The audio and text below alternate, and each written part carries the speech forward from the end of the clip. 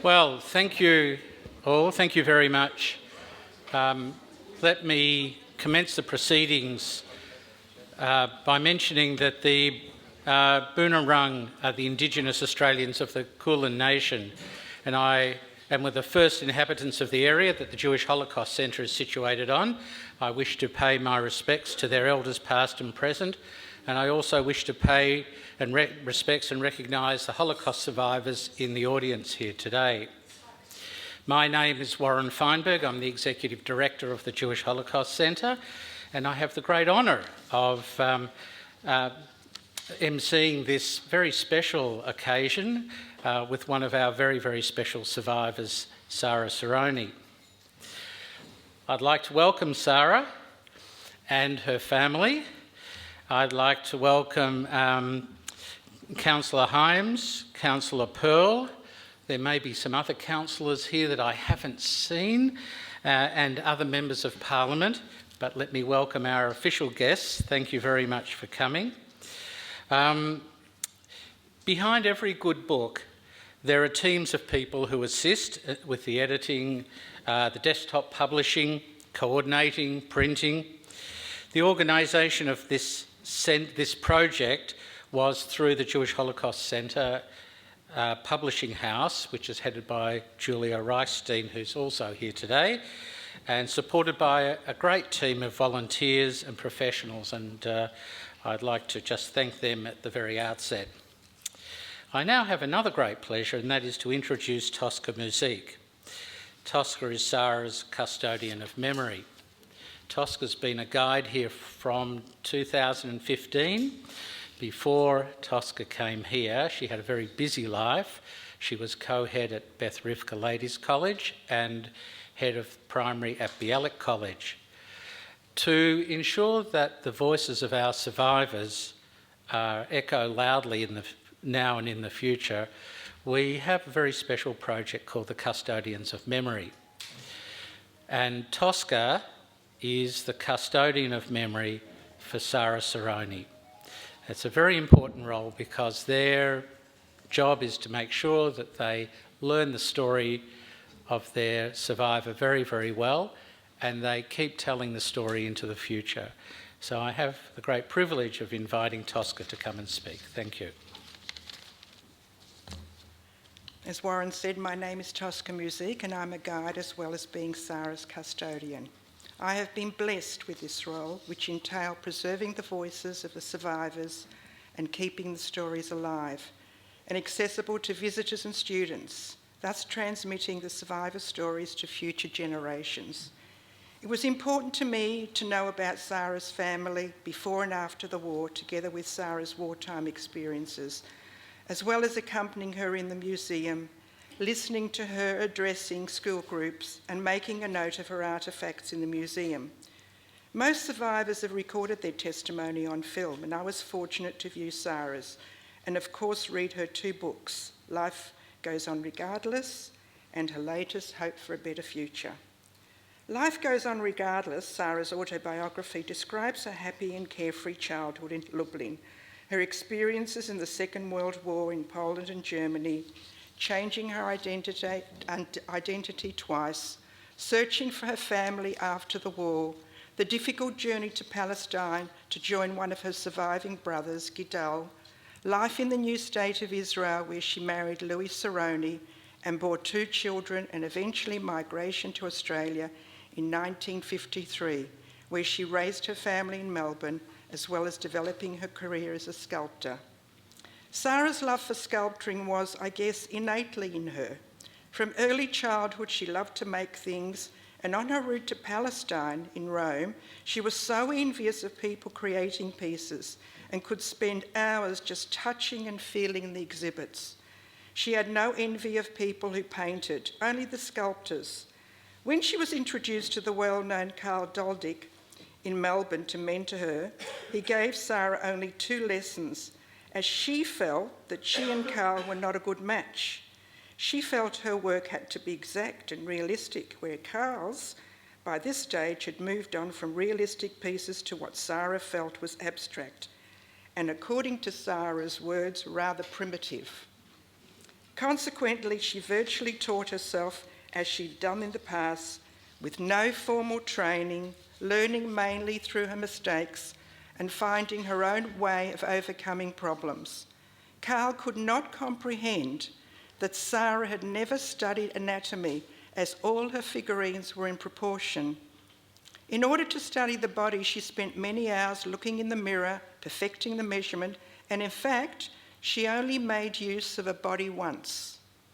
It was in 1983 that she took up sculpting, which became her obsession as well, very therapeutic.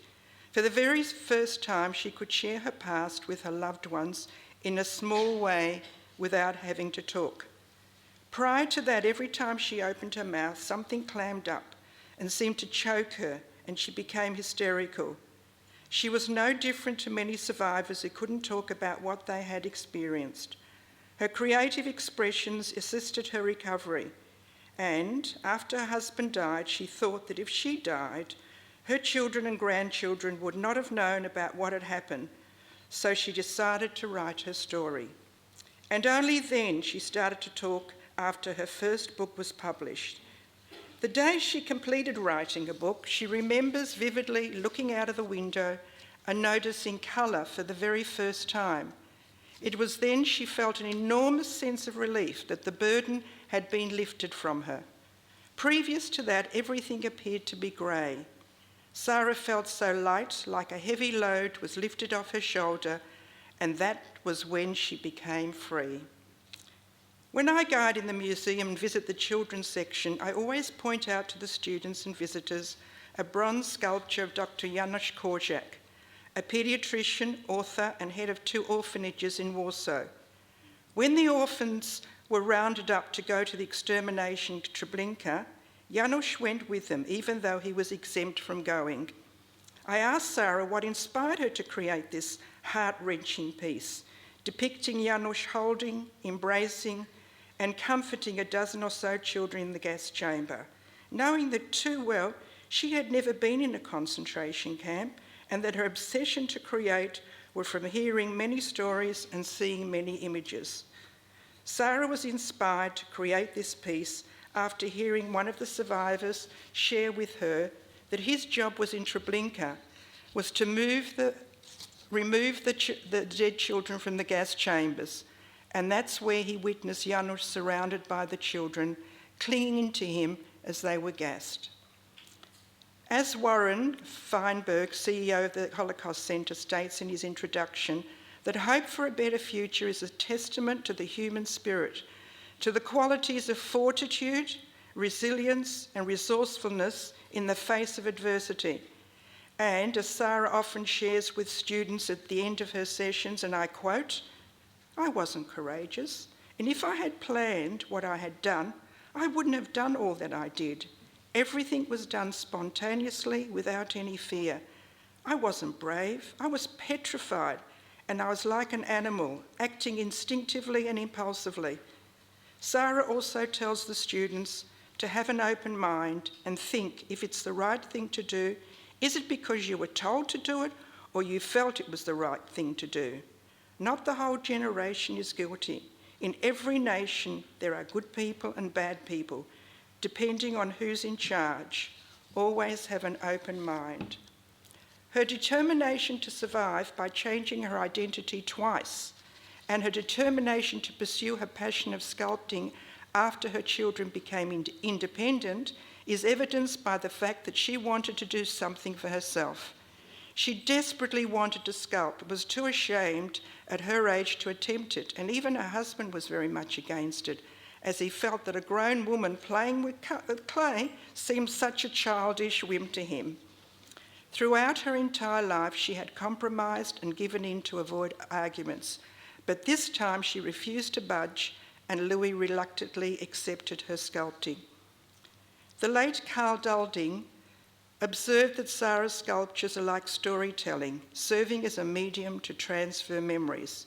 As Lisa Phillips, Director of Education at the Holocaust Centre, states in the introduction to the book, that Sarah Saaroni, as a humanitarian and teacher educated in the University of Life, has inspired others to be the best they can be, to be kind and compassionate, to find the inner strength to keep going in the face of adversity, and to seek the happiness and fulfilment which we all strive.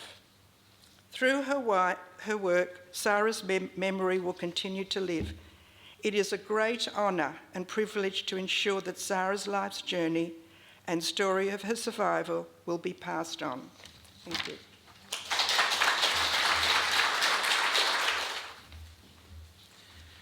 We're now ready to launch the book, and I'd like to invite Julie Sego to come to the lectern to do this. Julie is a freelance writer and a Fairfax columnist. She's taught journalism, creative non-fiction at RMIT, Monash University and Melbourne Universities, and her book, The Tainted Trial of Farah Jama, was shortlisted for the Victorian and New South Wales Premier's Literary Award in 2015. Sarah, please come to the lectern. Thank you. Thank you, everyone. I feel really touched and privileged to be here today. I barely know Sarah. I think we've exchanged a few sentences in our lives, but I feel I actually know her pretty well. And the reason for that, as Tosca has mentioned, is because Sarah is such a powerful storyteller. She's such a powerful storyteller through her primary medium, which is sculpture, but through her words as well. So I think as I say in the introduction to this book, I first met her more than 10 years ago when I was researching a piece for The Age to mark the 60th anniversary of the liberation of Auschwitz. And I came here and I spoke to Sarah, and she told me then about how she couldn't talk about the Holocaust, but how in 1987, over a few feverish days, she just wrote her story. It just poured out of her. And when she was finished, she told me, the sun shone, the birds sang, the butterflies flew. And that was her book, with the grim title, Life Goes On Regardless. And now I have the pleasure of launching her new book, Hope for a Better Future, which opens with Sarah arriving in Palestine after the war, arriving at the port of Haifa. I think those two titles tell us something about Sarah's emotional journey that she went through in the interim. And the reason why I think Sarah is such a powerful storyteller is because her voice is so authentic. She's so candid. It's just stripped back to the bone, her narration. Brisk, but, surreal, as we might say. She's disarmingly honest about herself and everyone around her. I think in this book she spares her children, but she doesn't spare many other people. For instance, she doesn't spare her brother, Ulick, or indeed her beloved late husband, who later in life was struggling with illness. And at one point, for instance, she writes, from an active and lively person, he had turned into a miserable, bitter and self-pitying man. In the beginning of the book, she describes being reunited with her brother Gidal, who had moved to Palestine before the war, and how ecstatic she felt sitting in the taxi with him and his wife Esther and her friend Rachel. She writes, I found out later that Esther was reluctant to face me for the first time on her own. She spoke only Hebrew, and I could not converse with her or with her friend. I felt their eyes on me all the time, and I became self-conscious. Nor does she spare herself. When her husband, Louis, passes away in hospital after midnight, even though she had been at his bedside until 10 o'clock the night before, she says, I could not forgive myself for leaving him alone and not being with him to the end. One of the most vivid parts of this book is Sarah's account of Israel's War of Independence and the early years of the state, a time of heroism, but also of fear and hardship and immense deprivation. I was sort of so sort of jolted to read about in Israel where there were food shortages, for instance. My one complaint about the place when I go there now is there's so much food everywhere, you can't get away from it. Such a time of such immense poverty that she depicts here. It's a period in Israel's history that's often sentimentalised, but not Sarah. She doesn't sentimentalise a thing. So, for instance, we learn about the petty corruption at the Haifa port, about the understaffed and under-resourced public hospitals. Her account of fighting in the Haganah is really the most jaw-dropping, I think, in this book. How she writes about how the soldiers threw stones to simulate hand grenades and learned rifle shooting without bullets. For a sample of her deadpan humour, I think you really can't go past her wonderfully absurdist description of the time the Haganah tested their self-made cannon, the Davidel, named after David Ben-Gurion. So, for instance, she writes, "The cannon and three shells were delivered in a small open truck and placed on an empty block of land. It looked so primitive. It was about 1 metre in height with a piece of pipe sticking out. A big shell was put inside the pipe and a fuse was lit. We were told to lie down on the ground and cover our ears. When it ignited, it produced a small bang and the shell popped out, landing next to us without exploding. By the second attempt, the shell managed to travel several metres and again landed without exploding. By the third attempt, we didn't even bother to cover our ears, but this time it was a success. How on earth did the State of Israel come into being, hey? Divine intervention must have been." Sarah writes just as vividly about her arrival in Australia. She writes about how painfully naive they were, penniless they were, the trauma of migration. That part of the book, Sarah, was very familiar to me, uncannily similar to my own parents' account of arriving here. The shame of leaving Israel, the shock of the hot Australian summer on arrival, their kind of despair and regret. I found a very beautiful part of the book when she describes how they saved enough money to buy their first car, her and Louis. And I had this real sense of Sarah for the first time getting space, getting a sense of sort of physical space and mental space and peace of mind. I can't get enough of these migrant stories. And each time I read them, I'm just struck by the courage and the resilience that people show under pressure. And I know Sarah doesn't think she's courageous, but I was in awe of Sarah's courage time and time again. And not just the courage she displayed when she rode her push bike home from her factory job in Palestine in complete darkness, turning the lights off so that the enemy wouldn't get wind of her, and all the time she was 5 months pregnant, But also the courage that she showed in mastering every new skill, I guess because she had to, her sewing and so on for her work, but then just following her passions, being determined to learn piano, learn a new language, and then, of course, to sort of follow her inner passion and learn sculpture. But unfortunately, Sarah is now 91 and she's had to slow down. She now only swims 1 kilometre a day. It's very sad. Sarah, thank you so much for writing this book. Keep telling your stories. And I hereby declare this book launched. Thank you. Thank you, Julie. I now would like to ask Sarah to come to the lectern.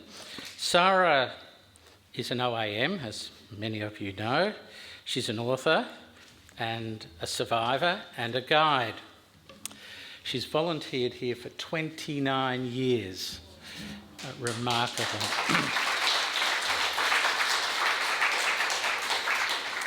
As a survivor, Sarah evaded the Nazis by spending most of her time in hiding under false identity before being caught and interned, and more specifically, in 1940, Sarah moved to the Lublin ghetto, and in mid-41 moved with her family to Zarkovit.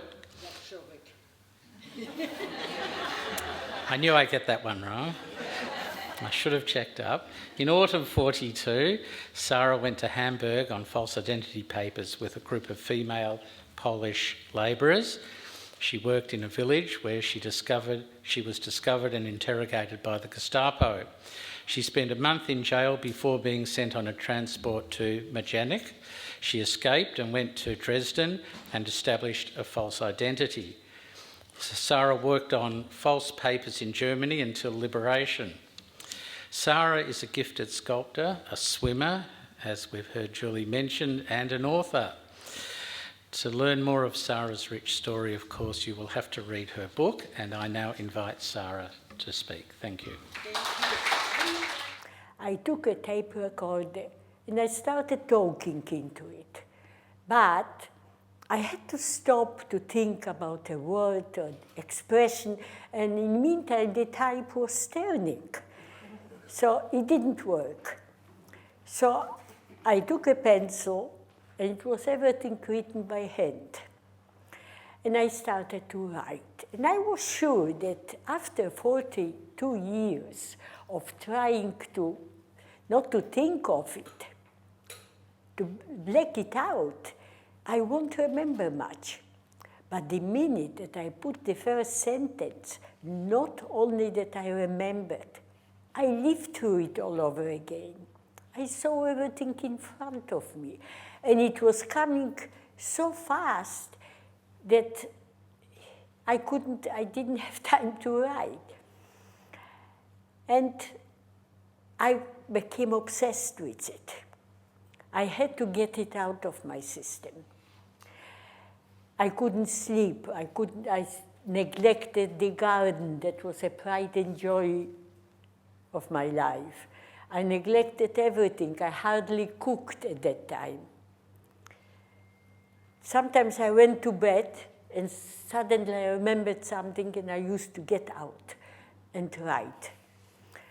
At night time, in the middle of the night, I used to take the few pages that I've written and read it into the tape. And sometimes I succeeded. Sometimes in the middle of reading, a bus went through or a car went through. And I didn't want it to have any, in. So I had to do it from the beginning. And it took me 4 months. 4 months, I had it all written. It was written in English with Polish spelling.